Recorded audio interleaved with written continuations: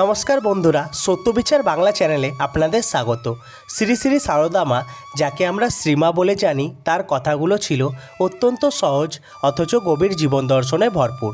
তিনি কঠোর ত্যাগের চেয়ে ভালোবাসা এবং সহনশীলতাকে বেশি গুরুত্ব দিতেন। মায়ের জীবনের শেষ উপদেশটি ছিল আধুনিক জীবনের জন্য সবচেয়ে বড় ঔষধ। যদি শান্তি চাও তবে পরের দোষ দেখো না, দোষ দেখবে নিজের। জগৎকে আপনার করে নিতে শেখো, কেউ পর নয় বাপু, জগৎ তোমার নিজের। মা বলতেন, মনের ময়লা পরিষ্কার করতে ভগবানের নাম জপ করার কোনো বিকল্প নেই। তিনি বলতেন, কাজ করতে করতে জপ করবে, মনকে একদম খালি বসিয়ে রেখো না। ভক্তিই সার, ভক্তি থাকলে ভগবানকে লাভ করা সহজ হয়। মানুষের দুঃখ কষ্ট নিয়ে মা বলতেন যে মানুষকে তার নিজের কর্মফল ভোগ করতেই হবে, তবে ঈশ্বরের নাম করলে সে কষ্টের তীব্রতা অনেকাংশে কমে যায়। তিনি বলতেন, কর্ম করতে হবে, কর্ম না করলে কি আর ভগবানকে পাওয়া যায়?